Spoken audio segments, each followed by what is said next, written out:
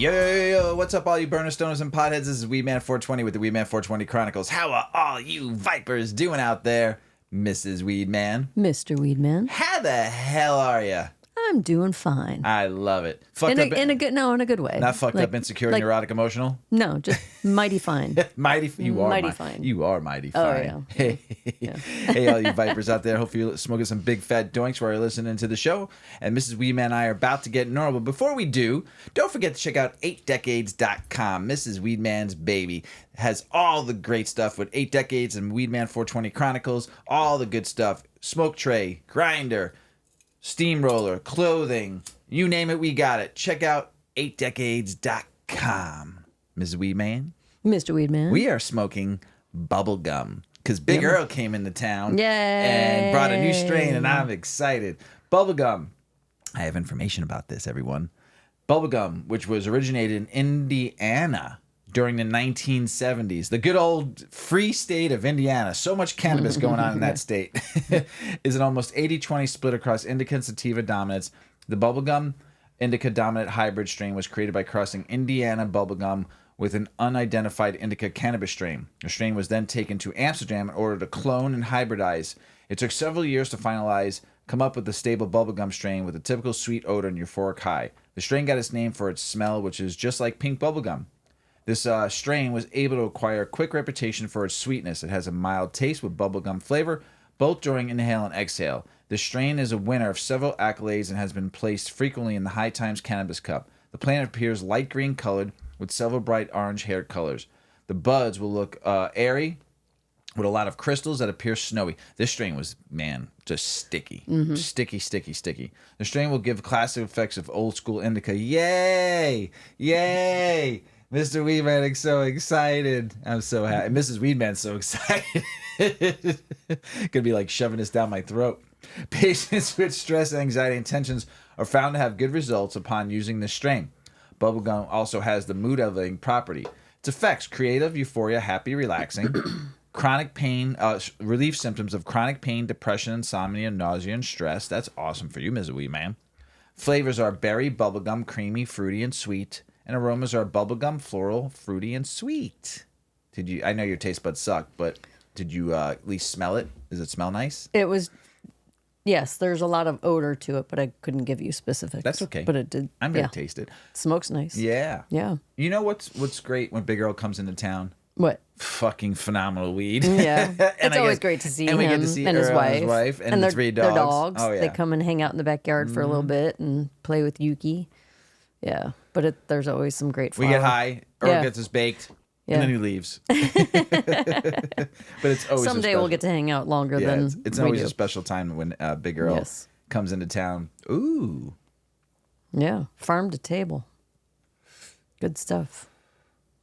You like it? Nice. I do. It's tasty. It's very tasty. Yeah. Nice job, Big Girl. Yeah. So, Yep. we have some coming up September 7th. We'll be in Tilton, Illinois, the good old city of Tilton. That is along the Indiana border over there. And at Parkway Dispensary, we'll be doing an outing there with a bunch of, what is it called? I don't even know what it's called. No, I don't know. I don't know either. But all I know is at Tilton, Illinois Parkway. Get your tickets. Know. Come check us out. We'll let you know in the next episode. Come check us out, though. We'll be out there hanging out with everybody, all the people in the scene. Illinois News Joint is hosting it with Molly's Joint, which is a consumption space at the Parkway Dispensary. It's going to be all craft cultivators from the Illinois legal marketplace. And because this is being hosted at a dispensary property, and there will be vendors like 8 Decades there as well. Yes. So I believe September music 7th. and food trucks and they have a beautiful beer day. garden. It's a great spot. They have a consumption lounge, they have a restaurant, and they have a dispensary all in this property. And the beer garden is huge. Beer? Like actually they serve beer? Oh yeah, they have a full restaurant. Oh. Yeah, full restaurant. Yeah. So and out in the beer garden, it's beautiful. It's huge. So come check us out. I think it goes from 12 to 7. On Saturday, September 7th, right? Yeah, we'll be out there. Come check us out. I'll be rolling doinks for everybody. And we'll mention it again on the next episode, too. Give everybody reminders. Hopefully see you out there. We were at a block party. Yeah. The South Side's known for their block parties here where we live at. And we were at a block party at a friend of ours' house. And it was probably like, I don't know, 8 o'clock at night. We were pretty stoned. And they brought out those little the little glow sticks for the kids, to all the kids on the block, right? So we were like getting them open, the bags open, and we were cracking them, so shaking them up for the kids, and so a bunch of kids came and grabbed some, and then these 3 little ones, right? I would say between the ages of 4 and 6, came walking by, and I almost lost. I was laughing so hard at you because it was so funny. Because they come walking by and you're talking to them and they don't even see you, like John Cena. No, I'm like completely invisible. I may have been mumbling because I was so stoned, but I thought I was speaking loudly. It was like John Cena. Yeah, I don't see you. Like you're talking to him, going, "Oh, I got some string for you. I'll tie it around your neck." And they're just like blah blah blah blah blah blah blah blah blah, and just grabbed their glow sticks and walked away. And I was like, they did not see you. No, they did not. They did not hear you. Did not see you. And there was like invisible. a light. We were under a tent. Like There's a couple porch lights and garage lights all around. They had nothing. It just didn't matter. They had nothing to do with Mrs. Weedman. No. I was laughing hysterical because I was so stoned too. And when I caught it, I think I was the only one that did catch it. And I thought it was so funny because you're just talking. Did you see that? I don't exist. Like am I talking to nobody? And we came to this conclusion because we were so stoned. We were like, we're at that age. We're in limbo. Yeah, we don't have grandkids and we don't have kids. We're not cool anymore. Like, we're too old to be like young and cool. Relevant. And we're too young to be well, we're not really by age too young to be grandparents, but we're not grandparents yet. So we're like in this limbo, like midlife limbo. And these little kids were just like, we don't apparently know how to talk to small kids anymore. Right, and we had like, something to give them. What's this lady saying to me? Yeah, they're like, I was like, I'm trying to help them put their freaking glow things on a cord so they don't have to hold them in their hands. And then the one little kid comes over and there's like a bag, and he opens the bag and he just pulled like 12 glow sticks out and ran over to the curb. He was so excited. I'm like, dude, you just took them all.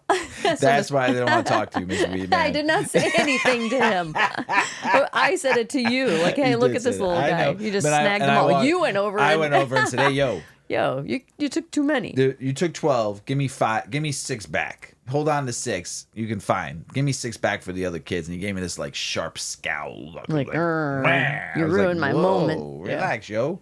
Don't be greedy. You ain't even a part of this family. Beat it. Funny little kid. Kids, it's just funny. It's just funny to me at that age. Like they don't see adults that they don't know. Yeah. They just kind of like, it's their parents, it is a lot of times at that age. Yeah. And that's it in their life. And if they see somebody they've never met before or don't know. Like, they don't know to talk to. They're like, weird. Yeah, it's very strange. I kind of like me. I do that now as an adult. So I don't You say, weird. That too. But I walk right past you. I don't even see you. I just like, meh. Oh, thanks. Not you. Oh. In general. Like, it's just like I'm like a little kid. I just have the blinders on. I see something, I go right after it. They saw the glow sticks. They didn't want to see anybody else. Glow sticks. Oh shit, little kids. If you have one, man, love them while they're young. You know, that age, it's a lot of fun. I wish we had some grandkids. We got Yuki though, so that's fun. Yeah. How about that weather today here in Illinois? Yeah. It's fucking melting. We had a heat wave come through. Oh my god! And like with the heat index, it was like 105. I think it was fucking hot. Yeah. It was not even. I wouldn't call it swampy yet. No, it wasn't. It was swampy. hot. I didn't feel like it was as humid, but you would just stand there and you would drip if you were standing there. Yeah, it was hot. We were on a blacktop today talking. I was out in front of a shop and I was talking to somebody and on this hot, just newly paved blacktop, and you could just feel that heat just coming and hitting you. You're just like, all right. The person I was talking to was like, I'm melting right now, like the dude from Indiana Jones and the Temple of Doom when he went after they were trying to release these ghosts, and all of a sudden this dude just melted. Everybody was melting, so it just kind of looked like that. If anybody knows the movie I'm talking about, you'll laugh. So that's how he felt. He's like, I'm just melting right now. He's like, his whole face was red from the heat. I was like, dude, go in your car. You need to cool off. Dude, put that air conditioner on high. So, oh man, we're not watching any movies or anything right now, any shows. If anybody got a suggestion, shoot me a DM. I mean, we've watched so much shit in the last couple of years, but I don't even know what to watch anymore. And there's like no new seasons or anything. The Bear was good. Yeah, we're like in limbo. Yeah, it's like limbo with time age. right we're in limbo with TV shows. We're in limbo with life. Give us a suggestion, will you? Our activities have been pretty weak as of late. Yeah. Yeah. So we don't have a lot of stories to tell you. No, not it's really. just like normal ho-hum. But I do have something to say. For all you stoners, burners, and potheads out there, McDonald's is bringing something to the table. Yeah. Tell me about it. They are bringing the Big Mac, but no beef. Not 2 all beef patties. Okay. 2 breaded chicken patties. With And I think all you can the do Big them- Mac toppings? Yes. 2 all McChicken patties. Special sauce, lettuce, cheese on the sesame seed Pickles, bun. onions on a sesame seed bun. Oh, we could try that. You might be able to get it the way you like it too, the spicy. Spicy. But then it wouldn't be a Big Mac. Yeah, but you're not worried about the beef. It's chicken. So get it how you want. You got to get the Big Mac way. Okay. But And then some other time I'll try the chicken spicy. one, the spicy. Okay. So Okay. that's big news. Yeah. They're putting something different in the. I think that's a big thing overseas. The big chicken, the Big McChicken sandwich. I don't know what the fuck it's called. I just know it's the double chicken, chicken licking. Yeah, chicken licking. But I mean, remember that book the kids had? It was like it just had funny characters. Cocky Locky, That's it. Ducky Lucky, Loosey Goosey. And Chicken Lickin'. And chicken licking. chicken licking. What was The that sky book? is falling. The sky is That's falling. it. Cocky Chicken Lo- licking. What was Cocky Locky. What was Cocky Locky? Goosey Lucy. I know what Loosey Goosey. I know that. She but was trouble. What's Cocky? Who? Cocky Locky. But who was he? Locky Cocky. It was a cockadoodle-doo. Oh, Cock. it was a cock. Okay, so Cocky Locky. I got And it now. Loosey Goosey. You had to watch out for those two. I gotta find that book. It was you the probably Stinky have it. Cheese Man. The Stinky Cheese the Man. Stinky Cheese Man. Yeah. I remember that. If any of you out there are probably millennials or Good- Gen Z, good illustrations. you probably know those books from your family or if you Yeah. got them read too, because Mrs. Weedman had all the cool books. That was a good one. Wow. Well, everybody, you ready to get the show started? Let's do it. Let's do this. Cannabis and heart attack. New study reveals better outcome for weed users. A recent study spanning 2 decades reveals that cannabis users may experience better outcomes after heart attacks compared to non-users. Challenging and long-held belief that cannabis could exacerbate heart problems. Did you drop the joint? I didn't Down the drop the hole? joint. I dropped the hemp string. Oh, that's fine. Down. I thought you dropped the joint. I was like, oh, we're in trouble. Don't get your hand stuck down there. Oh shit. The study published in the Archives of Medical Science, I'm going to butcher this, good job, Mrs. Weedman, erythrocerrosis disease, phew, that was rough, analyzed data from over 9 million acute AMI patients, identifying 117,641 cannabis users. The results indicated that cannabis users had lower odds of atrial fibrillation, ventricular fibrillation, cardiogenic shock, and in-hospital mortality, presenting a potential shift in understanding the substance's impact on heart health. Cannabis users show fewer heart complications, though. Contrary to common concerns linking cannabis with increased heart risk, the study suggests a paradox where users show a reduced likelihood of severe complications post-heart attack. This includes lower occurrences of procedures like precautionary coronary interventions, PCI, and intra-aortic balloon pump, IABP usage. Sounds dangerous. Interestingly, the study revealed that cannabis users were generally younger, which may influence the lower prevalence of concurrent comorbidities like hypertension and diabetes, which are prevalent in older populations. Despite the higher incidence of risky behaviors such as smoking and alcohol use among cannabis users, the study adjusted for these factors through propensity score matching a multivariate regression models, ensuring that results specifically highlighted the effects of cannabis. I should have gave this article to you. Yeah. Since You know how to pronounce words. all these things. Exploring the cannabis paradox in heart health. The study findings are particularly relevant as cannabis gains social acceptance and legal status in many regions. The observed cannabis paradox mirrors the smoker's paradox, where smokers unexpectedly show better short-term survival after AMI compared to non-smokers. Researchers hypothesize the activation of cannabinoid receptors type 2, CB2, might offer cardioprotection, which could explain the improved outcomes among cannabis users. However, the authors caution, despite these promising results, the potential underreporting of cannabis use and other limitations mean that further research is necessary. The advocate for more comprehensive studies to explore the intricate effects of cannabis on cardiovascular health, emphasizing the need for nuanced understanding of its clinical and therapeutic implications. Therapeutic effect for older patients. Furthermore, The latest findings on cannabis users improved heart attack outcomes, aligning with growing evidence of the plant's therapeutic benefits, as seen in recent study on older patients using cannabis for chronic pain, said the study. Pretty good. Mm-hmm. But you should have read that article, not me. You're smarter than I am. Well, I don't know about that. So this is a kind of like a 2-article one. You kind of combined it a little bit, but it's really promising news about Parkinson's disease. But the crazy thing about it was I didn't realize coffee, along with cannabis and turmeric, all had a helping hand in fighting Parkinson's disease, right? Said this study, right? Tell us about it, Mrs. Weedman. Alrighty. Study finds that 30% of people use coffee and cannabis for Parkinson's. So those would be patients.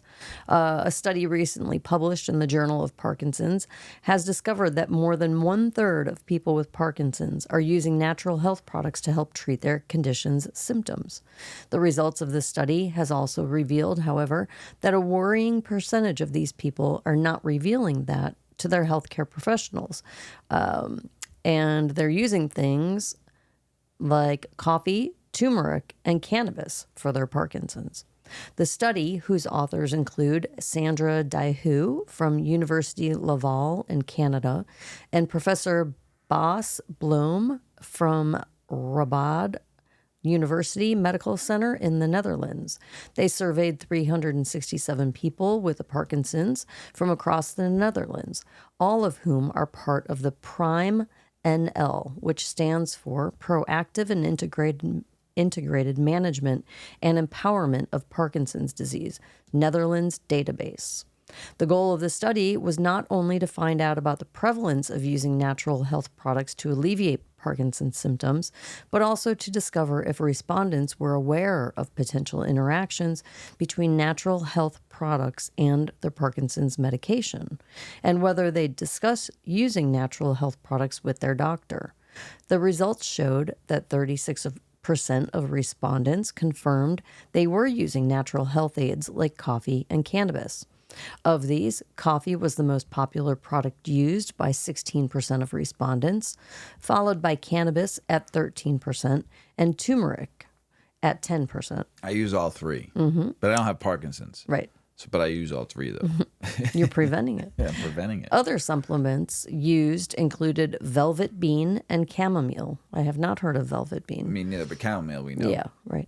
39% of natural health product users were aware of possible interactions with prescribed Parkinson's medication. Only 39% of users had discussed these supplements with their healthcare provider. The results of the survey led the study to make 2 recommendations. First, that there is a need for additional research efforts in the health benefits and safety of these products. And second, that open discussions with their healthcare providers are encouraged to ensure efficacy and safety. A previous survey by the Michael J. Fox Foundation in the U.S. during 2020 showed that of almost 2,000 people surveyed, 70% were using medical cannabis for their Parkinson's, but a third hadn't told their doctor. The Michael J. Fox Foundation is among several prominent Parkinson's organizations, including the Parkinson's Foundation in the U.S., Fight Parkinson's in Australia, and Parkinson's UK, who have urged people to exercise caution around using cannabis for Parkinson's, citing a lack of current evidence into its efficacy and safety. Our research manager, Amelia Hersey, explains, with homeopathic and natural product treatments, it's rare to be able to purchase products over the counter that have a high enough concentration level of the active compound to have a therapeutic effect. For instance, using cannabinoids or CBD as a relaxant can work. However, knowing what the concentration is within the items you consume and how much you would need to have a therapeutic effect is very hard to evaluate. Parkinson's UK is currently running a... wow, those words didn't come out. Parkinson's UK is currently running a research trial to see if cannabidiol or CBD can be used by people with Parkinson's to treat hallucinations and delusions. There are more studies needed. Moving on to coffee, there is decidedly mixed consensus around how effective it is as a treatment for Parkinson's symptoms.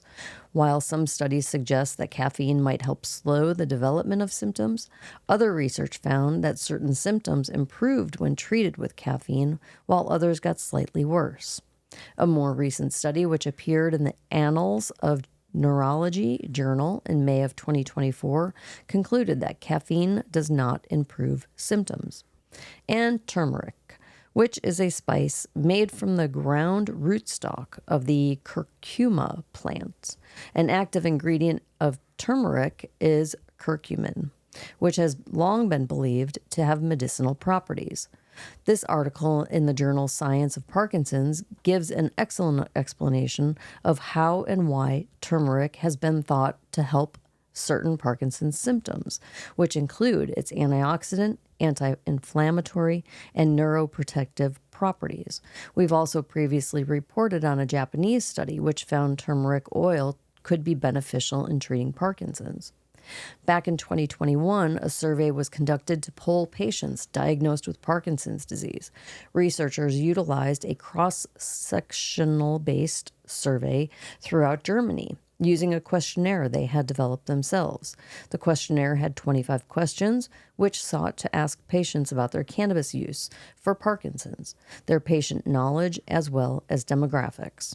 A total of 24,000 questionnaires were distributed, and 1,123 were analyzed from the 1,126 that were returned. Additionally, 90% of the 250 patients who were invited to join the survey responded. Among them, 15% were cannabis users, 13.9% were regular consumers, while 32.2% were considered occasional users. It was surprising that just 51% said they were knowledgeable about cannabis, and just 8.8, this is terrible, just 8.8% understood the difference between CBD and THC. However, listen to our show. If not, listen to somebody. Listen to somebody. Google, type it in. Yes, learn, you gotta learn, educate. Please. However, but it's very, I can absolutely understand why. Oh, yeah. It's overwhelming. It's very confusing. However, over half of them reported that cannabis has had a positive clinical effect. So they don't understand the difference, but it's working. They're seeing therapeutic benefits. Our data confirm that Parkinson's disease patients have a high interest in treatment with medical cannabis, but lack knowledge about how to take it, and especially the difference between the two main cannabinoids, THC and CBD, explained Professor Karsten Baumann, the lead investigator and professor at the Department of Neurology in the University Medical Center, Hamburg, Germany. So, obviously, there's a lot of hope for it in treating or helping people who are suffering from Parkinson's. But yes, they have to figure out some way to help educate people how to use it correctly and figuring out doses and all that. Yeah, just like any medication. You got to figure out your dose, right? And to make sure that it's not interacting negatively with their other meds. medications. Yeah, 100%. Why do you think marijuana companies fail? Maybe a lot of it is because of the laws that are in place, especially here in Illinois. Rules, regulations, high taxes, business costs, non-payment. Down the whole channel. You run it from product to consumer. There's problems. With payment. Yeah, and no banking. Right. Like no banking help. Right. So people have to go on borrowed money. That's capital. That's raised funds. They can't go to a bank note, pay some off. Investors aren't giving money for right now. Right. They're tightening up their belts. So if you don't have help from a bank, you're screwed. Yeah. But cannabis companies are in a vicious cycle of non-payment from vendors and clients that leads to cash crunch and shutdown. That's the biggest issue right there. Y'all need to pay your shit. Back when I was in the traditional market, you didn't get fucking shit unless you had cash on hand. Cash on delivery. There was no fronting. None. At all. You buy less. Don't expect to buy 25 pounds of weed at one time. Start off with a pound of weed. This is talking traditional market stuff, not dispensary. But you don't sell what you can't, you don't buy what you can't pay for, and you don't sell what you can't buy, and you can't buy what you can't sell. All in that. So here, Michigan isn't just competing with California in the regulated recreational market. It's also matching California in unpaid invoices.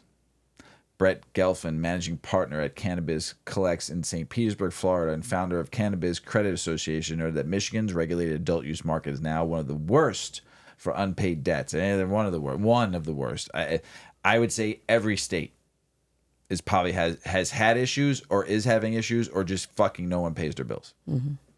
It's just so terrible. Turns out one way to make money in competitive cannabis markets is not pay your bills. Oregon and Colorado used to be major states for us in terms of collection activities, Gelfand said, but many of those companies have been weeded out. Now we don't see much volume from Colorado, Oregon anymore. In newer markets like Michigan, however, it's becoming a growing issue. Just how big the problem is? Delinquent payments in the regulated cannabis industry are projected to exceed, you ready for this number? Drum roll, please. $4 billion. Not million, billion in 2024. According to Whitney Economics, an Oregon-based cannabis data and research firm. Gelfand discussed how plant-touching companies can adopt best practices for managing accounts, receiving and breaking the cycle in debt in a recent interview, where he answered the following questions. What is the main factor leading the companies to delay invoice payments? I know so many reasons, but we'll just stick to the article. We'll keep my knowledge out of this right now. The primary issue in banking and capital access. Without access to credit cards or regular capital, as non-cannabis businesses have, cannabis companies often rely on trade credit instead of operating capital. This forces many cannabis businesses without the formal training that banks have to function like banks themselves. When a company offers net 15 or net 30-day payment terms, they're essentially acting as the bank. But there's people now that are not paying within that time. Mm-hmm. 45 days, 60 days, 90 days, 120 days, full year. Anyway, I'll move on. They're essentially acting like the bank, but unlike banks, which would assess a credit profile, secure lien, or demand personal guarantees to safeguard against non-payment, cannabis companies also lack such recourse. In the cannabis industry, it's almost a free-for-all. Cannabis businesses feel pressured to extend credit to make sales, fearing that customers will go elsewhere if they don't. 100%. As a result, they end up giving credit terms, even without proper safeguards, 100%, due to the lack of transparency and guardrails in the industry, leaving them vulnerable to non-payment. Number 1. Are certain sectors of the cannabis industry more affected by non-payment issues? Retailers are particularly notorious for non-payment, which triggers a cycle of financial strain across the industry. When retailers fail to pay, it impacts producers and brands who, in turn, delay payments to their testing lab vendors. On the other hand, some larger ancillary companies such as grow supply and lighting companies are more stringent. They've been in business longer and are less likely to extend credit without proper precautions. What best practices do you recommend for managing accounts receivable, aside from cash on delivery? Firstly, appoint someone responsible for cash collections and establish a clear policy and procedure for this process. Most of these cannabis companies don't. They have their people on the street chasing after the money. It's just never going to happen. You're never going to get it. Cannabis businesses feel pressured to extend credit, fearing customers will go elsewhere. I read that already. Sorry, everybody. Due to the lack of transparency and guardrails, the industry is leaving them vulnerable to non-payment. Retailers are particularly notorious for non-payment, which triggers a cycle of the industry. When retailers fail to pay, it impacts producers and brands. They've been in business longer and are less to extend credit, proper precautions as the lighting companies and all that. So now getting back in. It's crucial to have a method for evaluating a company's credit worthiness before extending credit. Ensure you have an onboarding agreement reviewed by a lawyer that includes default language for non-payment.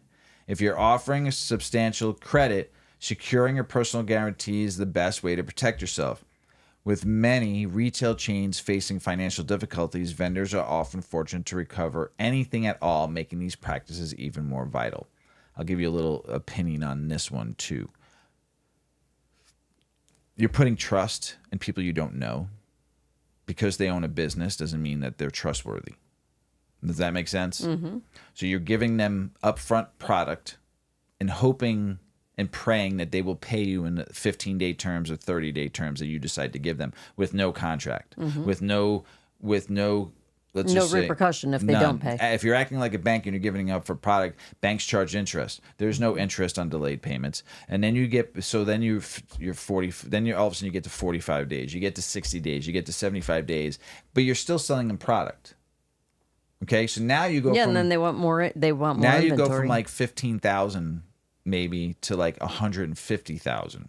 Now that one account company, one account owes you, right? Mm-hmm. There's no, you're not putting a nut on there. You're not throwing interest on there. So they're not paying you, because if you did that, they'll never do business with you. Yeah, there's no incentive for them to pay it. So now you put them on hold, but they already owe you 150 grand in debt. Okay, a product that's already been sold. They already made the money. They ain't sending. They might have maybe $1,000 left after you just kept on selling it to them. You kept on selling because you don't want to lose that business. One day you might get paid, maybe. MedMen was the biggest one right there. They owe a lot of people money, so they're bankrupt. They're done. But it happens. You front it, and you barely get paid, and then you put them on AR hold. So then they're like, well, what if I pay you $5,000 a month, but will you still sell me product? Then you get in that fucking hole. Yeah, if you give me $5,000, but now while you're giving them $5,000 a product, they're paying you the $5,000 anyway. So they're only paying for the product they're just buying from you.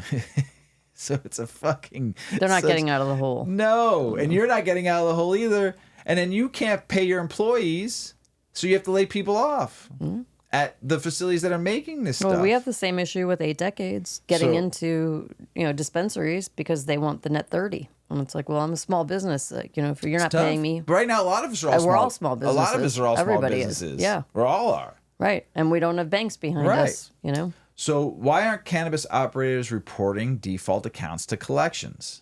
Now, there's been some companies that have.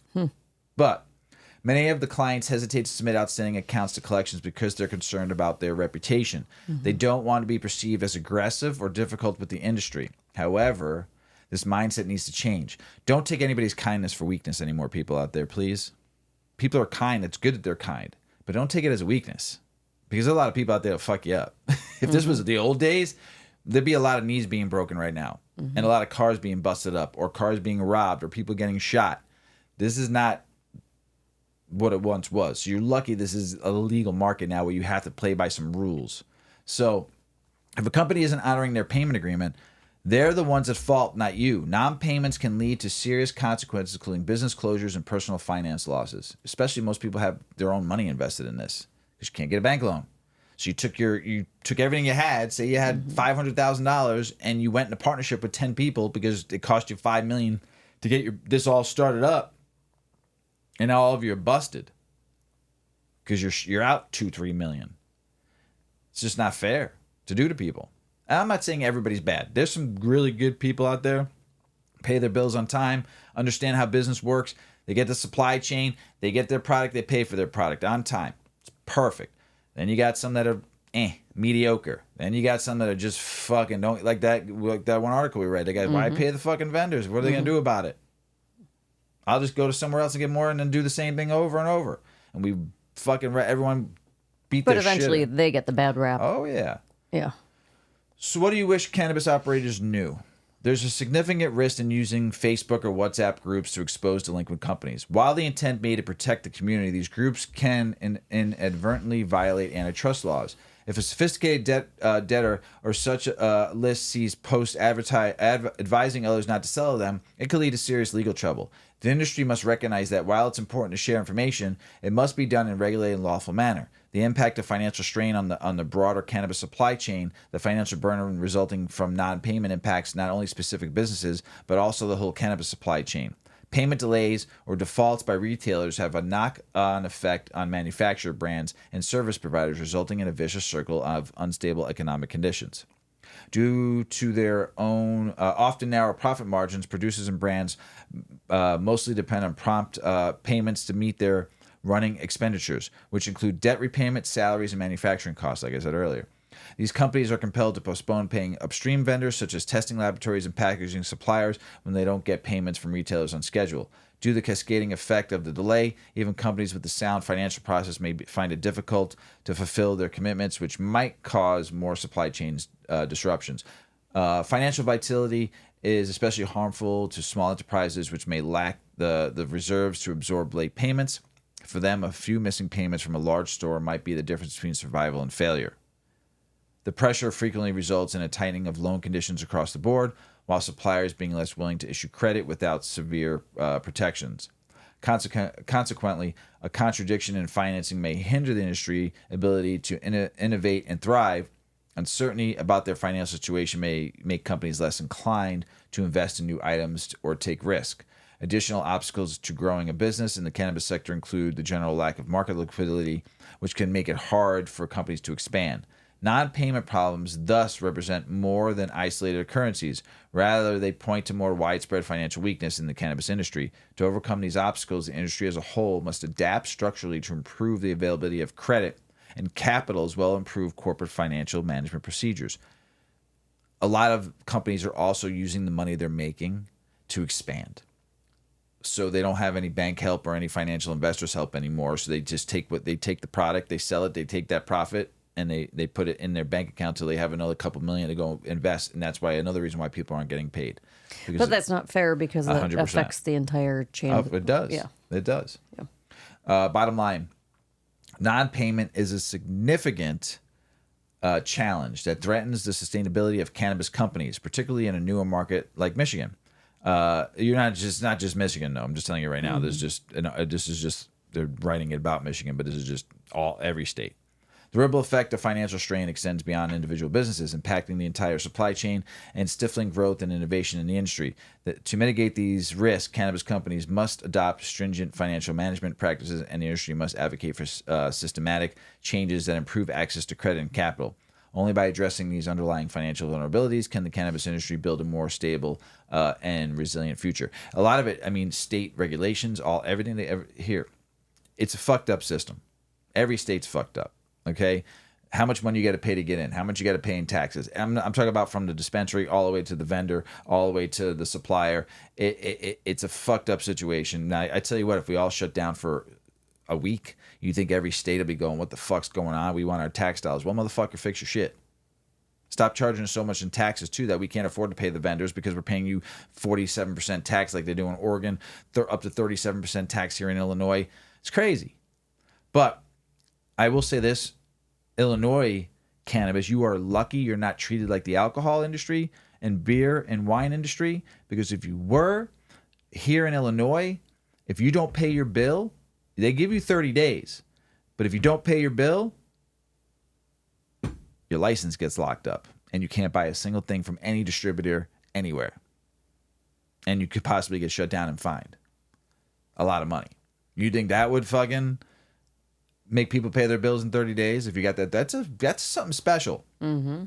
For a company to give you 30 days and they don't even know you, but they trust you enough that you're going to pay your bill at 30 days. And granted, I understand sometimes that product sits longer than 30 days and you ain't making your money back on that product.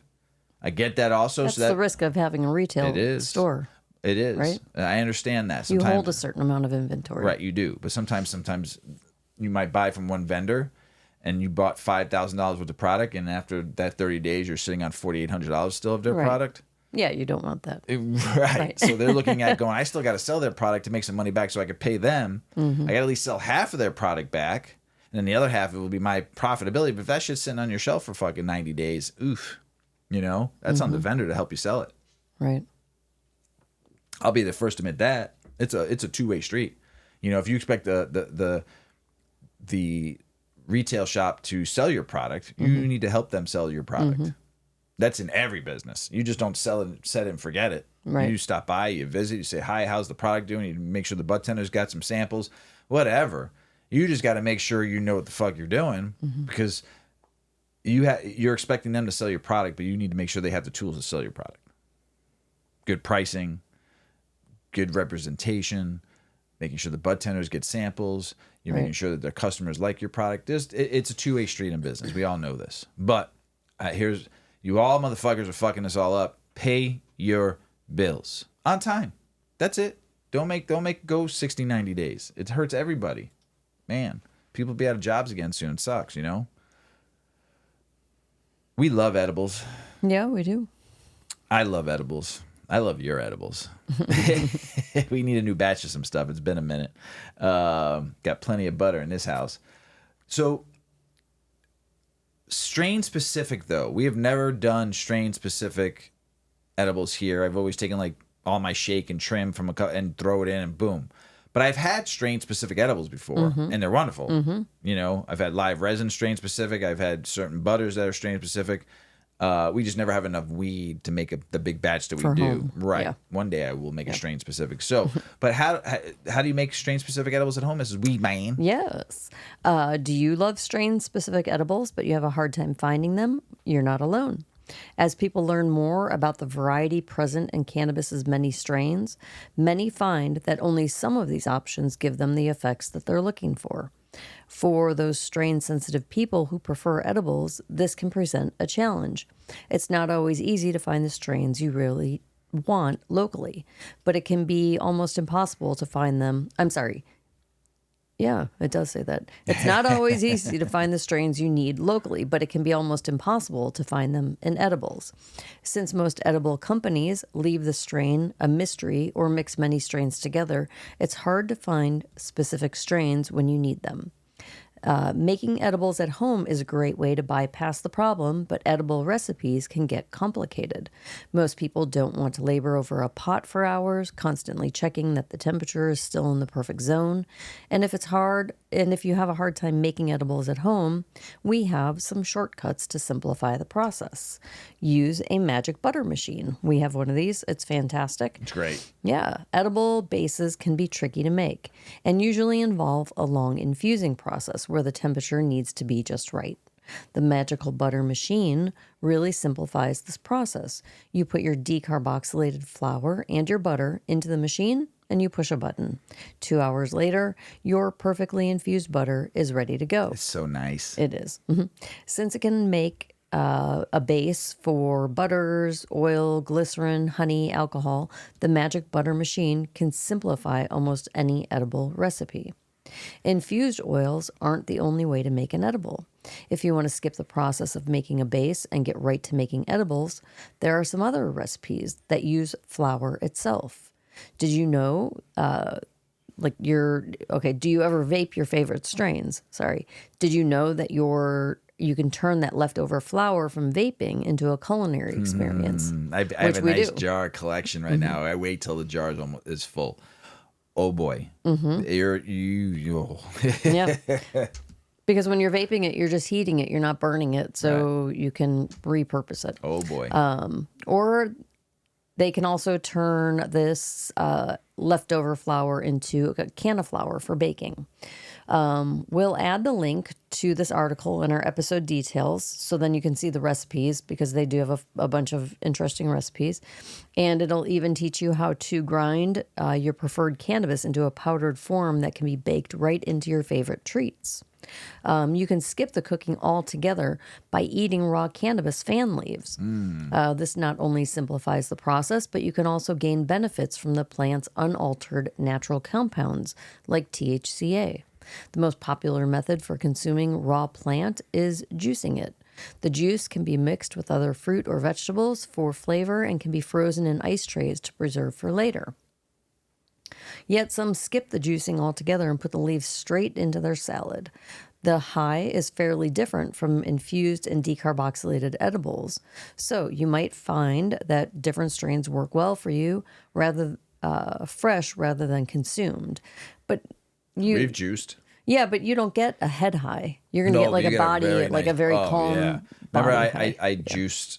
I don't know. I took a lot, and I made like 4 bottles of juice, and I put it every day. I drank like 2 or 3 shots. It's bitter as fuck, or I put it in my smoothie, but kind of like wheatgrass, just do a couple shots, and boy, oh boy, man, from the head down, from the neck down. Yeah, when he's trimming his plants, well, trim the leaves. Yeah, from the neck down, boy, you feel wonderful. Another great trick for making edibles is using cannabis concentrates instead of flour or trim.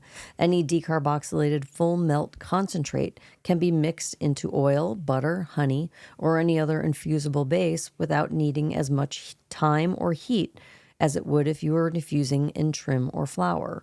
I would just want you to make sure that you are really infusing it. Like if you're using a concentrate or a hash, you need to like, I don't know, maybe warm it in whatever, like warm the oil that you're putting it into or the butter you're putting it into. Make sure you mix it very well. Yeah, so it really infuses. You have to really, so you don't really... end up over consuming in one bite. Mrs. Weedman's a very good whisker. She can whisk very well. I'm He terrible. does not know how to whisk. I don't know how to whisk at all. Fucking shit goes all over the fucking place. But Mrs. Weedman, boy, she's got that left-handed motion, boy. Whew. I'll infuse your stuff for you. All right, now this is all just going off. What are you talking about? I'm talking about bacon. Where's your mind going, Ms. Weedman? I have no idea. This can drastically, so if you don't have to do all the heating and cooking, it can drastically cut the time and difficulty of your recipe. Once you know how to decarboxylate full melt concentrates, you can mix them or any other infusible base just as easily. Keef also makes a great addition to your edibles. Have you ever made an edible only to find that cannabis flavor didn't blend well with the recipe? Don't fight against the flavor. Find the right recipe for your favorite strain. Edible chef Jessica Catalano made this easy by offering strain-specific edible recipes. Catalano has already done the hard work of figuring out what culinary treats blend with particular strains. Love the effects from diesel strains? Try her recipe for New York City diesel hummus wraps. Want to use a lemony sativa like Super Lemon Haze? Try her Super Lemon Haze lavender cupcakes. Okay. Prefer a heavy indica like hash plant? The hash plant, cinnamon roll monkey bread? This we might be making that one. It is already perfectly balanced for the flavor. Listen to the experts and you won't have to worry about making a tray of cookies that ends up tasting like a skunk. Making edibles can be complicated, but following these tips and recipes, they get a whole lot easier. Time to stock up your favorite strains and try out a recipe or two. You may be surprised with how simple it is to create delicious medicinal treats. I think you need, next time we make some edibles, you need to show everybody your whisking material. Like My whisking? Yeah, how good you do at it. My mom taught me. I think it's just you can do it or you can't. I can't. You can't. Like, what are you doing? Whoa, man. Watch out. She's whisking. If you can turn back time. Yeah. You think cannabis THC can turn back the clock? On your health? Can it reverse brain aging or drain bramage? I don't know. Boost mental capacity? Maybe. There's new studies suggesting it. That's pretty cool. Scientists from the University Hospital of Bonn and the University of Bonn have unveiled promising evidence that low dose of THC, the primary psychoactive component of cannabis, could reverse brain aging. So maybe I'll finally get rid of that drain bramage I've had all these years. Published in the journal ACH Pharmacology and Translation Science, a study done in collaboration with the Hebrew University explores the profound impact THC has on cognitive rejuvenation in aging mice. Man. Cognitive gains from THC in mice. The research hinges on the interaction between THC and the brain's cannabinoid receptors type 1 CB1, which diminishes with age, leading to cognitive declines. By enhancing CB1 activity, THC appears to activate the motor protein, a crucial regulator of cell growth and aging. This interaction sparked a significant uptick in cognitive functions in elderly mice, revigorating brain activities, especially in the hippocampus, the core area for learning and memory. The frontal lobe, the whole the brain. What are you saying, Mrs. Weedman? The hippocampus, I believe, is up front. Up front? Okay. Not the medulla oblongata. Where's that in your brain? In the middle. Medulla oblongata. I don't know. What makes the study particularly interesting is its detailed examination of how THC molecules modulates brain and body functions differently over time. Initially, THC boosted brain metabolism and synaptic protein levels, indicative of heightened cognitive processes.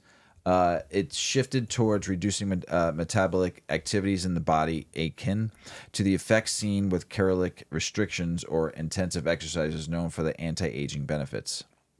We have now been able to show that treatment with THC has a tissue-dependent and dual effect of the motor signaling and the metabloom, stated Andras Blicky-Gorzo, a lead researcher at the Institute of Molecular Psychiatry at UKB, in the press release. We conducted the long-term THC treatment initiating has a cognitive enhancing effect by increasing energy and sympathetic protein production in the brain, followed by anti-aging effect by decreasing motor activity and metabolic processes in the periphery. Our study suggested that the dual effect on motor activity and the metabloom could be a basis for effective anti-aging and cognitive enhancing drug, added Belicky-Gorzo. However, while the results are promising, the researchers caution that this is just the beginning. The study constraints, including its focus on mice and specific THC doses and durations, highlight the need for further research to confirm these effects in humans and establish safe, effective treatment protocols. Seniors turn to THC for cognitive health, though. The rising interest in cannabis benefits for the elderly, as noted by increasing usage among the baby boomer generation, underscores the potential for THC to enhance cognitive health. Studies like those published in 2022 by the University of Colorado Boulder have now shown similar cognitive improvements, with older adults experiencing enhanced brain cognitivity and reduced brain inflammation from cannabis use. That's promising, huh? Definitely. So, Americans are using what? Well, they are using more cannabis and tobacco. Tobacco. That was like, when I know. read I thought that was tapered off. Yeah, me too. And I've read articles too that people are using less tobacco, but it was like it says. And because of the rise of vaping, that it doesn't seem like younger but vaping's generations. not tobacco, is it? That's what I'm saying. Right. But like, younger generations aren't using tobacco; they're all vaping. Right. It seems. Yeah. Yeah. Well, anyway, Tell us about it, Ms. Weedman. The study is finding, but it's only in older adults, though. Yeah, right? especially in older adults.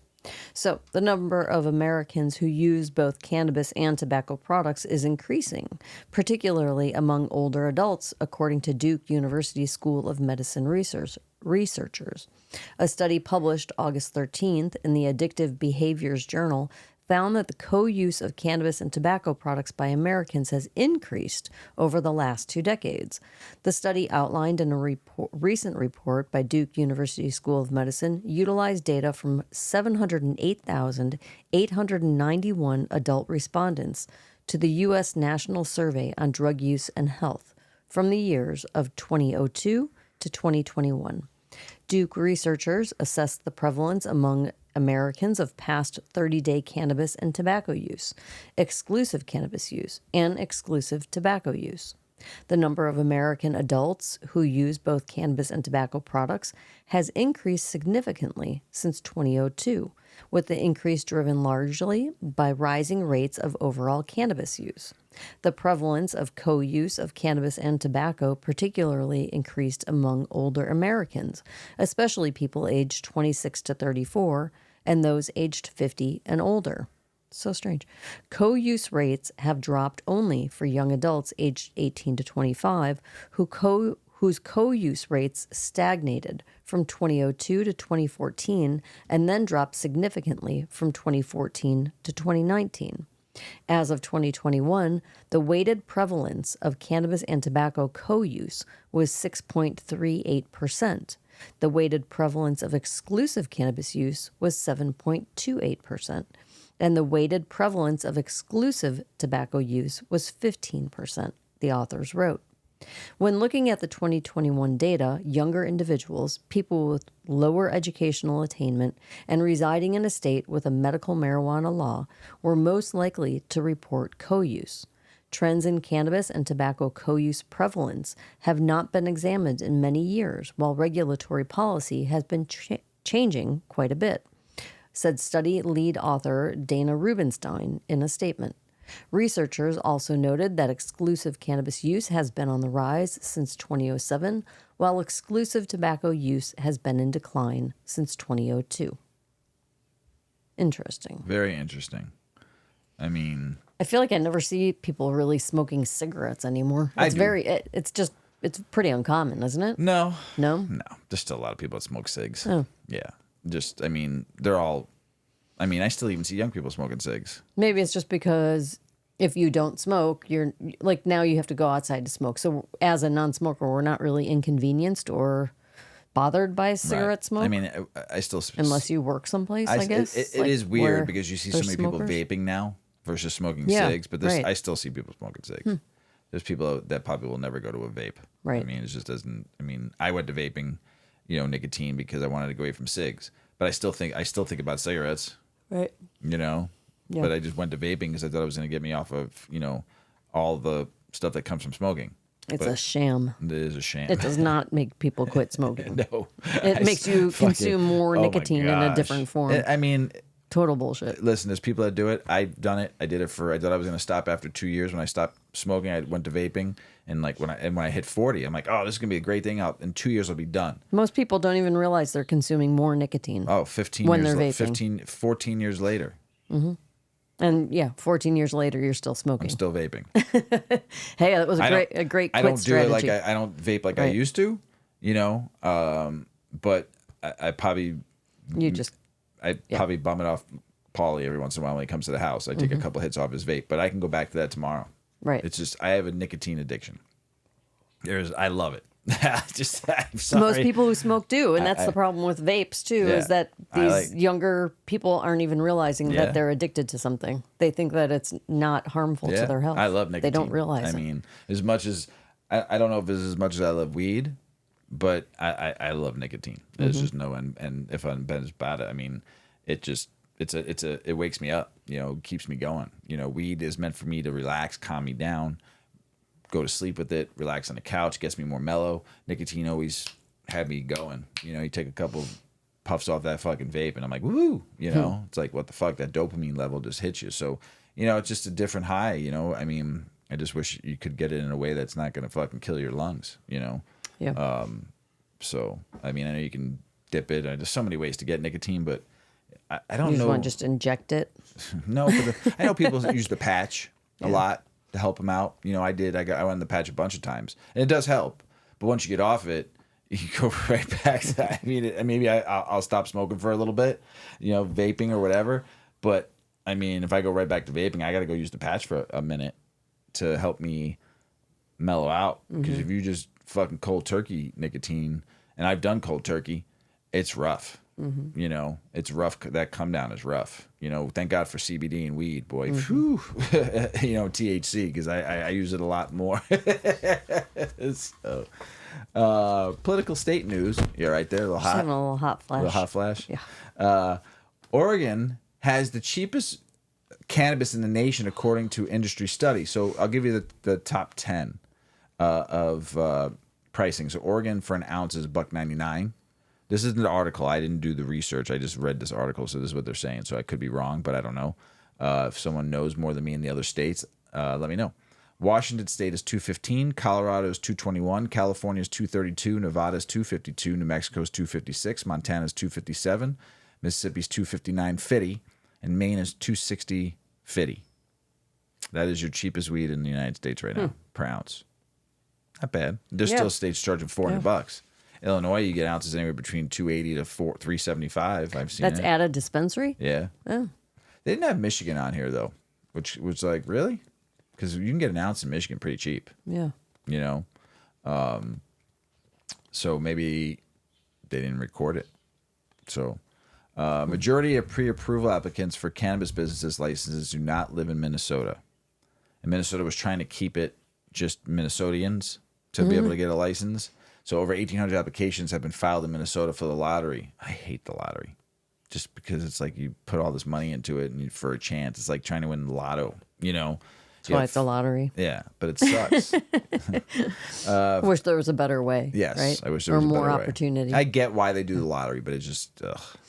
Angela Dawson, CEO of Bold North, is one of nearly 600 applicants in the micro-business category, competing for 100 pre-licenses. Less than half of the applicants are Minnesota residents, raising concerns about local entrepreneurs being overshadowed by out-of-state corporations. The Office of Cannabis Management assures that social equity criteria individuals level scrutiny aim to prevent large corporations from dominating. Dawson remains uncertain about her business future. U.S. cannabis sales jump in July for most states. In July 2024, most U.S. states with adult-use cannabis markets saw sales rise, except Florida, which reported its lowest sales month of the year at $149 million. Don't forget, Florida's only medical. California and Michigan led the market with $386 million and $288 million in sales, respectively, though both states saw declines from their peak months. Illinois, Massachusetts, and Missouri followed in sales. New York's July sales dipped, and Colorado also experienced a decline. In the medical cannabis sector, Oklahoma outpaced Florida by $168 million in sales, while Pennsylvania's program continues steady growth. Oklahoma outpaced Florida. Florida, man, you just I don't know. Hopefully everybody by Amendment 3. Let's go in November, Florida. Stores selling marijuana are flourishing in Southwest Virginia. How? There's no dispensaries. Right. There's no recreational dispensaries. There's medical dispensaries, but there's no recreational dispensaries. Here's how. In Southwest Virginia, cannabis stores now outnumber liquor stores. What? Even though selling marijuana is illegal outside of a medical license. Despite conservative politics in the region, these stores are openly operating, reflecting local consumer demand. This trend parallels other conservative areas like Ohio, where Republican voters have supported cannabis legalization, while Virginia legislators, especially Republicans, have resisted legalizing retail cannabis. The growing number of cannabis stores suggested a disconnect between lawmakers and their constituents. The current situation is likened to the Wild Wild West, with unregulated sales and minimal law enforcement intervention. Just sell it, Virginia. Fuck it. Just sell it. Just fucking do it. Nobody's shutting them down, Fuck, really? man. That governor's he's a cagoots. Oklahoma's organized crime task force seizes 9,000 pounds of marijuana plants in major drug bust. Or 9,000 marijuana plants in a major drug bust. There's a ton of illegal Chinese cartel stuff going on in Oklahoma. So they're busting. They're putting a big stop to it all. Americans see cannabis as less harmful than tobacco or alcohol, but are divided on impact, Gallup poll reveals. A recent Gallup poll reveals that Americans viewing on cannabis have become more conservative, with 54% now seeing it harmful to society, up from 2022. Despite the shift, cannabis is still viewed as less harmful than tobacco or alcohol. The poll shows a decline of positive perception, particularly among young adults, and slight drop in usage, with 13% of adults reporting cannabis use. However, support for legalization remains high, with 90% of Americans favoring some of the legal cannabis, some form of it. Arizona cannabis market losing sales buzz. Arizona's cannabis market with sales losing momentum. The drop in sales could be attributed to market saturation, falling prices. That's right, just right there. Falling prices. Price compression in Arizona is so real right now. You can get fucking edibles so cheap and flour so cheap there. It's like, I mean, really cheap. Price compression is a real thing. And all you do is hurt each other by trying to beat somebody out of pricing. It's brutal. So much wrong with all of you all. And possibly other economic fractures impacting both the medical marijuana and adult use markets in the state. Yeah, their medical market in Arizona has gotten to shit. So, because nobody cares about it, because it doesn't bring any tax revenue in it. So it just screws everything up.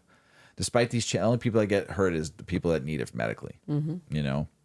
Despite these challenges, the value of assets in the market remains strong. Report use cannabis license application rates are up for the first time in 2 years. In Q2 2024, the total number of approved and pending cannabis industry licenses in the U.S. increased for the first time in 2 years, driven by a surge in applications for various license types, including 445% increase in retail dispensary licenses and 760% boost in wholesale and distribution licenses. Significant growth was seen in states like Michigan, New York, and New Jersey. However, despite the rise in applications, there was a 2% decline in the total number of active licenses, with notable decreases in California and Oklahoma due to stricter regulations. Inside the battle over cannabis legalization in Florida. Florida's November 2024 vote on adult-use cannabis legalization Amendment 3 faces strong opposition from figures like Governor Ron DeSantis and billionaire Ken Griffin. He gave DeSantis $12 million. Don't forget. He's in for the hemp industry, but not for the cannabis industry. The measures, if passed, could make Florida the first Southern Republican state to legalize recreational cannabis, potentially creating a $6 billion market by 2026. This is much Cali. With polls show mixed results, with some suggesting support in the close to required 60%. The opposition is intensifying. Key backers, other cultivators, are backing heavily in the campaign. And then they're saying with Trump potentially endorsement could sway the outcome because they're going to be voting on Amendment 3, and Trump is now a voter in Florida. So if he votes for Amendment 3, yes, they're thinking that if he announces that he's going to do it, people will go and vote yes for it. So he's probably getting calls from DeSantis going, no, motherfucker, no, don't you dare. I want the hemp industry. The thing about it, Florida, you're hemp and cannabis. Why are you fighting? You should be partnering for each other just to get it all legalized. Okay? Stop fighting one another. You're only hurting each other. Lawmakers make it official. Annual fees for medical pot businesses will jump 70%. South Dakota lawmakers have approved a 70% increase in annual fees for medical marijuana businesses, effective starting next year. The fee hike amid at covering regulatory costs will impact dispensaries, cultivation facilities, and manufacturers. Greed. The decision comes amid concerns from industry representation about the financial burden this increases will impose on small businesses. Despite opposition, state officials argue that the higher fees are necessary to maintain proper oversight of the growing industry. See, part of it's the government's fault. Why people can't pay their bills. Could there be a loophole or business development in selling recreational marijuana in Mississippi? This explains how. This article discusses whether the Mississippi band of Choctaw Indians might sell recreational marijuana. The tribe is exploring that possibility as it considers ways to boost revenue and support its community. However, the decision is complicated by federal regulation, the tribe's own legal and cultural considerations. The outcome will depend on how the tribe navigates these challenging and aligns its plans with both state and federal laws. Go talk to your other tribe friends in North Carolina and ask them how they're doing it, because they're being successful. So, Jersey City earned $240K from cannabis sales. Now, how will it spend it? Jersey City has collected a lot of green in both weed and currency. In the years since the first dispensary opened in stores, the city's 10 cannabis businesses have generated $12.2 million in revenue. More importantly to the city, they've generated $239,578 in city taxes, a figure that surprised the city council president. Sounds like the city we lived in right now. The city we live in right now. A dispensary came in, proposed opening up a dispensary here. When they told them what they can generate and how much revenue, they doubted it. Like, no way. No way. Bah, bah, bah, bah. Yeah, that's because you don't know what you don't know. Eyeing a crowded market, Vermont cannabis sellers wonder what's next. Vermont cannabis sellers is in a saturated market with increasing competition and changing regulations. Businesses are concerned about sustainability and profitability. Sellers are strategizing to different themselves, focusing on quality and consumer experience. I love it. Vermont. That is something wonderful. Quality and consumer experience. Not what, Mrs. Weedman? Profit and margin. Experience and quality. Wow. Who would have thunk it? Vermont, golf clap. Now stick with it. Yes. Additionally, there are discussions about potential regulatory changes and market dynamics that could impact the industry's future. Police, decades-old marijuana joint ID suspected. This is crazy. So listen to this, all right? So decades-old marijuana joint, decades. They found a joint decades ago. ID suspect in a 1989 uptown Charlotte, North Carolina hit and run. Whoa. Make sure you eat your weed, everybody. Don't leave it around. A marijuana joint preserved for 34 years in a police evidence room helped solve a 1989 hit-and-run death of Ruth Buchanan in Charlotte, North Carolina. After years of being unsolved, a DNA test on the joint led police to Herbert Stanback, who confessed to the crime while serving a prison sentence for another offense. Stanback was charged with the felony hit-and-run in June of 2024, bringing closure to the case and highlighted the role of preserved evidence and witness testimony to solve the long, cold case. Smoke break. Smoke break. Thank you, Ms. Weedman. There you go. Bubblegum. Despite 90% application failure, New York's weed sales reached 530 million. Governor Hochul reacts. The New York Office of Cannabis Management remains understaffed with 180 employees and plans to hire 65 more. Governor Kathy Hochul emphasized the success of New York's cannabis market. Really? That the success has been utterly fucking brutal. But because surpassing 500 million in sales, she stated, smoking hot is right. Oh, my God. Ugh. Michigan switching to surprise state inspections for cannabis businesses. Great. Michigan is implementing surprise state inspections for cannabis businesses to ensure compliance with regulations and enhance oversight. Don't be that state. This change aims to address issues of accountability and prevent violations by increasing the frequency and unpredictability of inspections. The new policy is part of the state's efforts to maintain high standards in the cannabis industry, protect both consumers and the market integrity. Just go to the fucking store. Just tell them you're coming in. Better be right. Right? You don't need to fucking do a secret shop or bullshit. Oh my gosh. Massachusetts Cannabis Commissioner pushes for forensic audit of marijuana regulatory agency. Massachusetts Cannabis Commissioner is advocating for a forensic audit of the state's marijuana regulatory agency.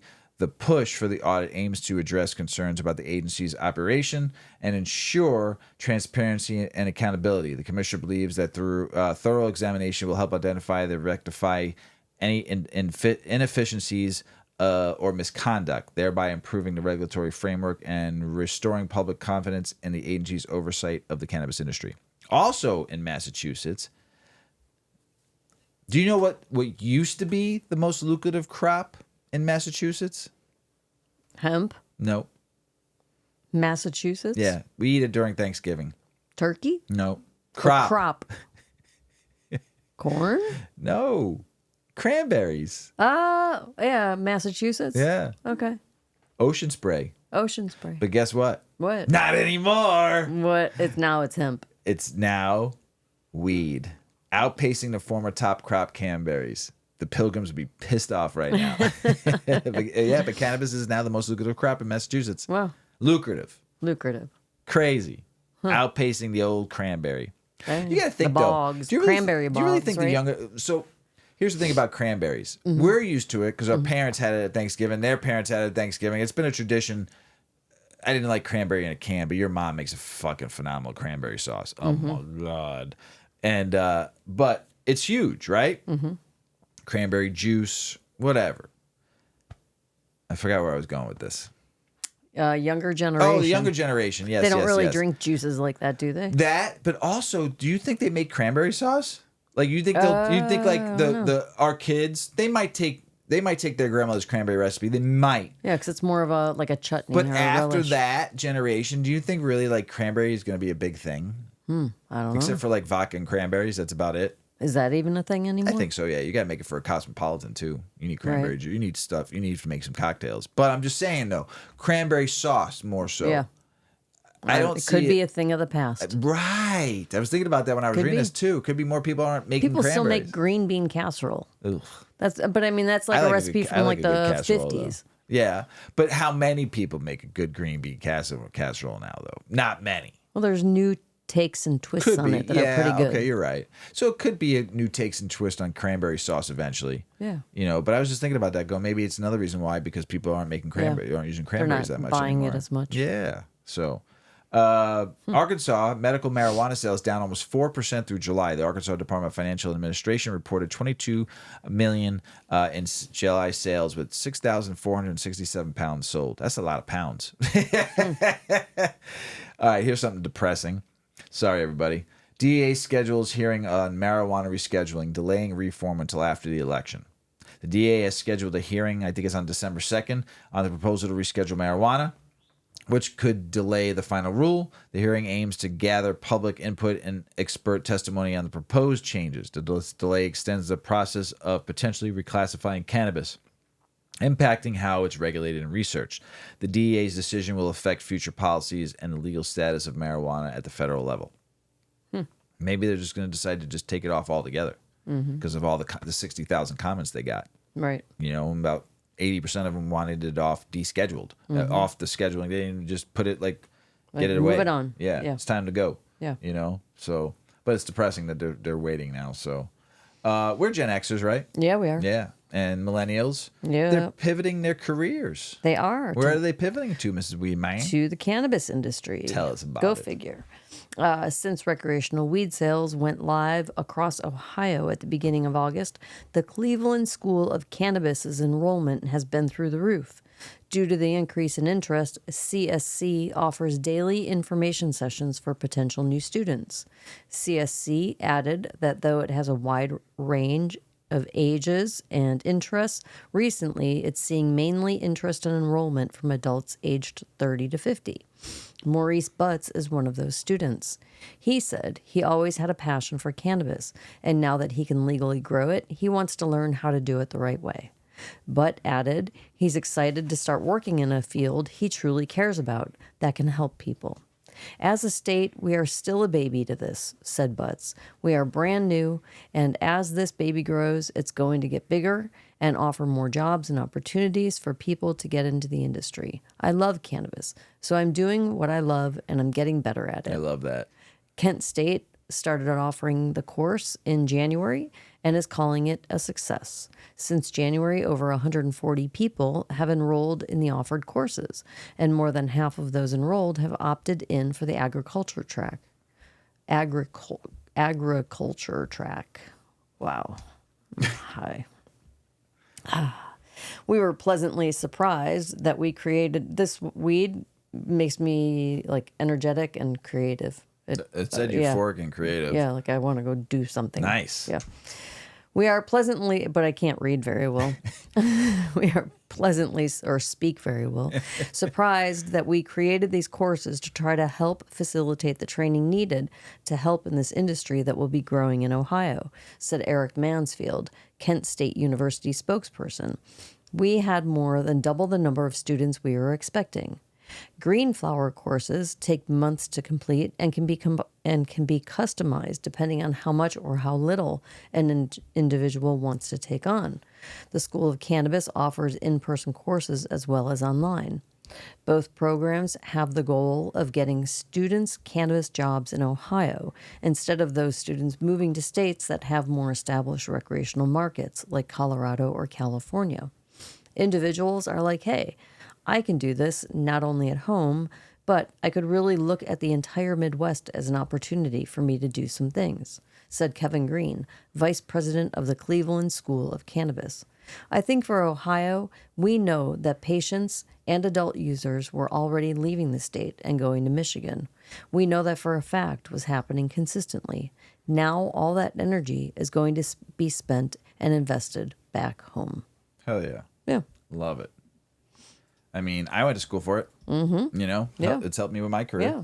I mean, it's a full-on industry, so there should be classes for it. I mean, also doing the podcast too. I felt it was necessary for me to go to school to learn more. I mean, I read a lot of books, I read a lot of articles, but I felt like I needed to go to learn more and to learn from some professionals. If I could have afforded to go to the Ganja-Whatever one, I would go to that. If I can afford now to go to Oaksterdam, I'd go to Oaksterdam. I to learn more and just to keep on staying educated and learning more and getting better at the craft. You know, so you can talk about it more and more, and just because it's interesting as hell. And as more research comes out too, what's cool about it is the research we don't even know. There's so much that's going to be coming. There's so much to know. Yeah, there's so much to learn.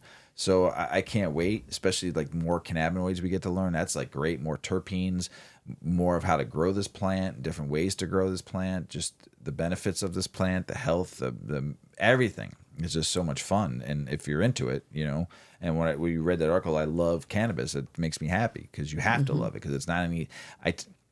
Going out and talking to bud tenders across the states, I've done, and trainings I've done. Across the states, I've talked to people about cannabis and done trainings. The first thing I always say is, you know, when you're in the cannabis industry, it is not an easy industry to be in. It's a lot of work. It's not glamorous or glorious. When you get home and you smoke your weed that you earned, that's glamorous and glorious. But working in the industry is hard. It's hard work. Whether you're at the top of the food chain or the bottom of the food chain, you work your fucking ass off. You know, and long hours, especially the retail side of things and the cultivation side of things. Your long hours, long days, especially during harvest season. You're grinding, you're trimming, you're packaging. I mean, these folks work really hard. And then you go over to the sales side of things, and the people that sell the product are on the road constantly, on the road. The brand ambassadors that are out there, some of the most important people in the industry. Helping sell the product, being the face of the brand, going out and having to put a smile on their face when they don't want to put a smile on their face because they're tired, they're hurting, they might be sick. They going through some issues of their own, but they have to go out there every day and put a smile on. It's not easy. And for the money they make, it's very not easy sometimes when you're barely making $20 an hour and you're not getting mileage and you're growing all around the state because you love the plant. And it's hard work. And then you have the people working in the retail aspect of it, all the bud tenders, some of the most important people in the industry, because they make or break a brand.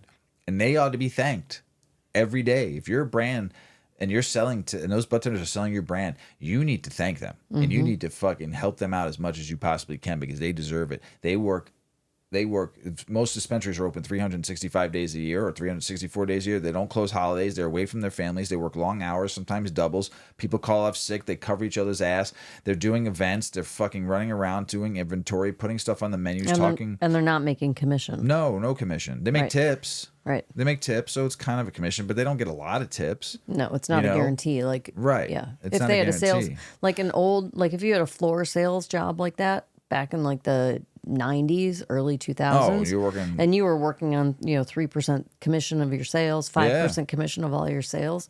Then all this knowledge Hustle. that you're sharing and you're teaching people and you're helping, like, that's a lot of impact for The an malls hourly used to rate. do that. The big department stores, all those people doing the women that used to work in the perfumeries and the jewelry area, they were making 3-4%. And they were making very low salary or hourly, but they were banking on that Christmas holiday season. There is a couple of dispensaries I know that do employee profit sharing. There is some. Cool. That's awesome that they Like do a that. co-op. Why aren't there co-op dispensaries? They can.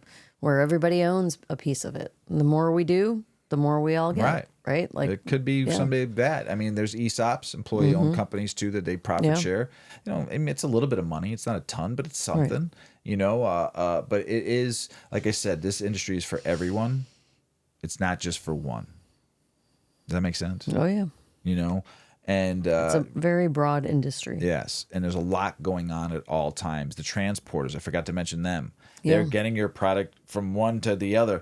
Some of those guys and gals and thems and the hims and hers, and they work 10, 12, 15-hour days. Some of them. They're driving. Some of them are driving from Metropolis, Illinois, all the way back up to Chicago. That's a 6.5, 7-hour drive. They got to deliver it to the dispensaries down there. So, I mean, the states are big, and they might have 3 trucks, and some of these guys and gals and thems and he's and hims and hers are fucking working their asses off. You have the people at the facility making sure stuff's got to be clean. It's got to be dialed in. It's just so, it's a very big industry, and you don't realize it unless you're in it. So all you out there that work in the industry, teach the industry, learn from the industry, respect the industry, love the industry, because it gets you what you want. Is it perfect? Fuck no. It's evolving. Perfect at all. Right. It's made so many mistakes, and we've let so many people in that shouldn't be in this industry. They don't deserve to be in this industry, and we've let the government in this industry and fucked it all up even worse. My opinion. But it's a good one. So thank you all out there who are in the industry working their fucking asses off. You are important, and I love you for it. So international news. Sorry, I went on a little tangent there, but I love the industry. International news. Germany's President Steinmeier authorizes legalization regulating cannabis impaired driving. King of Morocco pardons over 4,800 cannabis farmers. Bring me that Moroccan hash, please, someone. King Mohammed, hook a brother up, man. Send me some hash. Pardons over 4,800 cannabis farmers. They need that. That's cool. Well, because Morocco is going to be one of the largest exporters of cannabis here, probably in the next month. No, but really. Where will they be able to export to? Oh, all over the world. Germany's going to probably be one of their biggest importers. So there are other countries that are open to inter-country. We're so fucking behind. Wow. Canada's exporting so much weed overseas. It's crazy. So Wow. Morocco's going to be huge. Oh, send me some hash, please. Londoners warned against scanning QR codes advertising cannabis websites. Well, if you legalized it in there, maybe people won't have scanned QR codes. In London, police are investigating QR codes found on posters advertising cannabis. These codes direct users to illegal drug sales. The authorities are concerned about the ease of access to drugs, such as opioids, is that what you're saying, those kind of drugs, through such digital methods, and are working to remove advertisements and identity those responsible. This move is part of a broader efforts to curb illegal drug distribution and ensure public safety. Legalize cannabis in your country. So Canadian cannabis sales down 2% in June. Canadian cannabis sales have continued their mixed performance through June 2024, seeing another dip in total sales, but some states are showing resilience. According to the latest figure from Statistics Canada, fell 6.6% year over year to 405.7 million in June 2024, and just under 2% from 413.6 million in May. That's international news. We've seen this entertainer a few times. Yeah. And twice, actually. Once at a beer circus we went to, a craft beer circus, and second at a venue here in Chicago. Yeah. And boy, oh boy, does she throw a party. It is a party. Kills it. Big Frida kills it. Yeah. She kills it. So tell us about this new product that she launched. Yeah, Big Frida launches cannabis product in unexpected market. Celebrities continue collaborating in the weed space, whether it's through endorsed products or marketing push collaborations. Zoe Kravitz shared a pre-roll and lighter collaboration with Pure Beauty for her directorial debut film Blink Twice last week. But that's not all. Big Frida and Crescent Canna are taking a more energized approach with their new Wobble, sparkling THC energy drink. Wobble is the perfect drink for turning up the dance floor. It'll make you feel good and keep the party going, Big Frida said in a press release. Wobble features strawberry and pineapple flavors along with 10 milligrams of THC and 100 milligrams of caffeine. The nutrition label marks the can as 2 servings. The beverage is vegan, low-calorie, alcohol-free, and contains U.S.-grown hemp flower. Crescent Canna makes the testing certificate of analysis readily available online, and the products are registered with the Louisiana Department of Health. Big Frida is an American rapper known for helping popularize New Orleans bounce and is often called the Queen of Bounce. This is not her first foray into cannabis, though. Frida launched the curated cannabis collection Royal Bud in 2022. The Royal Bud line is available in select California stores, but Wobble can be purchased online and shipped nationwide. Working with Big Frida has been a dream come true, said Crescent Canna CEO Joe Garrity. There are a lot of energy drinks out there, but only one has Big Diva energy. Crescent Canna is a hemp-derived cannabis brand with a focus on affordability and transparency. Wobble is available nationwide, and Big Frida is streaming everywhere people get music.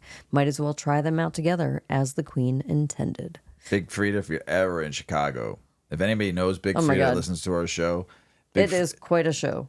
Go see her show. But Big Frida, if you're ever in Chicago here or Illinois, we would love to have some Wobble and some New Orleans bounce in the house, in the studio. Oh my God, that'd you and be your fun. crew come and hang out. We'd love to get you on the show and talk some shit, get stoned, and drink some of your Wobble. So if anybody knows her, tell her please come to the studio here. Yeah. We Meant 420 Chronicles would love to have. This is something. I think we have a poster. We do. We do have a Big Frida right over our head. Yeah. We sponsored a show, the company I was working for at the Concord, and Big Frida, and who was the other? Who was the other Bangers. band? Yes, Tank and the Bangers, right?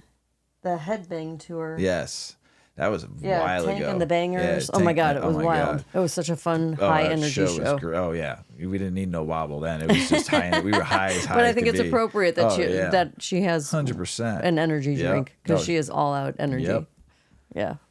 There's 5 musical artists cannabis lovers love. Okay. What would be your one? Just give me one and I'll go through this list. Snoop. Snoop? Okay, perfect. Snoop is not on this list, though. Okay. So, it's okay. That's yours. Should I say another? No. Okay. It's fine. Unless you have somebody you can pop real quick. It would be like Jerry Garcia. Okay, perfect. Yeah.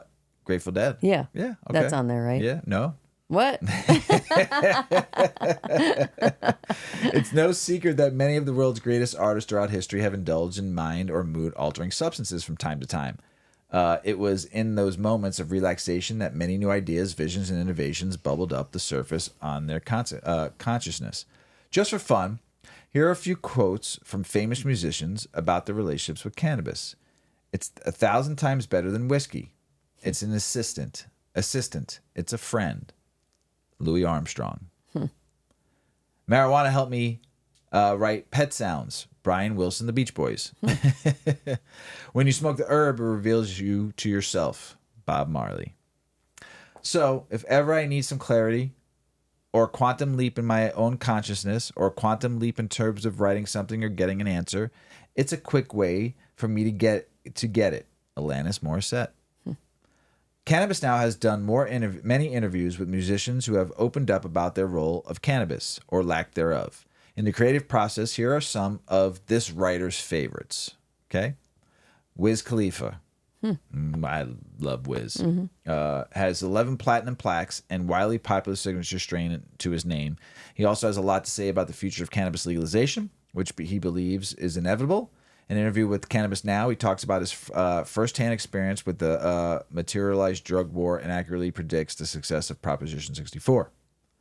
For 30 years now, the Flaming Lips, and you like the Flaming Lips a lot, have garnered a reputation for being one of the most delightful, eccentric, and psychedelic bands in American history. Yet, considering their trippy soundscapes, trippier album artwork, and mind-bending forays into film and live performances, it may come as a surprise to many that the frontman Wayne Cohn is not much of a cannabis consumer. How about Primus? No, not on the list. Oh, jeez. Gogol Bordello, frontman Eugene Hutz, talks about headlining the Emerald Cup, his hopes for the future, and how live performances can become a spiritual experience. Cannabis Now caught up with Hutz a few days before Gogol's Emerald Cup performance for a wide-range discussion of cannabis legalization, spirituality, and human integration. A Memphis, Tennessee-based MC, Marco Pav, talks about his favorite strains, the political atmosphere on cannabis in the home state, and now the two intersect through his music. Punk group Screaming Females trades mixtapes for weed. The New Jersey trio shares how they got their name, the efforts they've undertaken to get weed on tour, and the pleasures of brushing teeth while high. That's their list of their influential.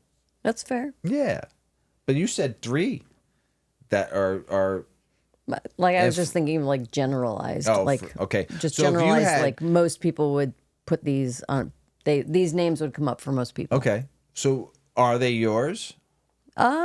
Give me. So you said Snoop. Snoop's always been one of your favorites. Yeah. So give me. Bob Marley's always been one of my Okay, favorites. so that's 2, Jimmy Cliff. 3,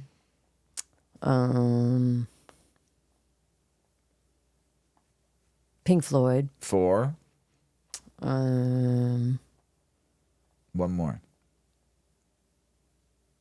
like how about Closey? Like Newer. some EDM. Okay, newer. Yeah. Yeah, there you go. Yeah. All right, nice. That's a good list. But that, yeah, it's okay. It's a good list. It's decent. It's What would you say? no, that's it. I want to hear you. Oh, I'm you good. don't even want to give yours now? I don't know. It's so tough. I know. for That's me. what I'm saying. Like, It's so tough for me with music because I love music. yeah. But I don't always know names of songs. I don't always know names of bands. I can't remember. You know, I mean, I do know, but I mean, gosh, I don't have a number one because there's just so many I like, you know? But like ones that you would particularly like if you were high, like if you're stoned, like the environment that you like to be within. You know, like a Beastie mood. Boys. One of my. I'll give you just this one because I'll give you just one. The Beastie Boys, but they did a specific album that I can listen to over and over, especially if I'm on psychedelics or if I'm on cannabis or on all of it. The end sounds from Way Out. Fucking just them mastering their instruments, just sitting there and just the only voices you ever hear is when they get the monks in the one song. There is no other singing at all. It's just them just jamming and jamming and jamming. And it's just like, it puts you in a trance. And I can play that. It never gets old. So that would probably be my number one on a cannabis experience. Now, of all bands, it's a different story. But for an album or that, oh, That was God. obscure. Well, that's just Pretty good. Pretty good, right? Call. Yeah. you got points there. Thanks. I like it when I get some points. Yeah. So, Ms. Weedman, Mr. Weedman. you got anything else to say? Labor Day weekend coming up. Yeah. Get your Enjoy feet in it. some water, get some burgers and dogs on the grill, stuff live your some life. face, fart, smoke some joints. Did you just say fart? Yeah, because you're going to eat a bunch of burgers and dogs. So you're probably going to fart. Such a mom thing. So, fart. Rudy Tooty. Oh, God. What else? I don't. How about this? What? Tell me. Everybody Help out there that's been supporting 8 Decades the last couple of weeks. Thank you. Yeah. From Mrs. Weedman and Mr. Weedman, we really appreciate it. Thank you for the support. You're so much better at coming up with more thoughtful things to say in these situations. I'm like talking about farts and you like get the words out. That's okay. So thanks. I thought about it later on, so I just want to thank everybody. I appreciate it. Yes. I want to thank everybody that's been supporting us lately. I agree. By you supporting 8 Decades, you help this show. You're basically an investor in this show. So we appreciate you supporting. That means we can keep on doing the show every week. By you supporting Mrs. Weedman's business, it supports us here, and we can keep on putting the show together. So thank you, everybody that's been supporting us. We really appreciate you very much. Please send some pictures of you using the stuff and send it to Mrs. Weedman. We'll post it and tag you on our Instagram or throw a shout out to you too. Yes, on the show. Sure. So we appreciate you so much, everybody out there, and everybody out there in the world. We need some peace. We need some love. We need just we need to stop and take a breath. Be kind. Spread peace. Get with the earth. Yeah. Find your balance, Yep. Just be good. Find your way. Go live some life. We need some calm. So be someone who brings some calm to the table. I'm not looking forward to the next 69 days. Yeah. It's just, God, I don't even want to talk about it. Anyway, out there, we love you. Be kind to one another. What Mrs. Weedman just said. We love you out there. As Paulie always says, smoke smart. Puff, puff, and away. Puff, puff, pass. Check out our cannabis lifestyle brand online at 8decades.com. Our custom smokes and accessories are perfect for your coffee table, bedroom nightstand, or kitchen counter. They're designed for you to show them off. The Canna community is also loving our hemp and cotton blend t-shirts, sweatshirts, scarves, and hats, finished off with our 8 Decades logo. We've got some awesome long-lasting goods that will be your favorite for years to come. 8 Decades, because a 9th decade of cannabis prohibition isn't acceptable.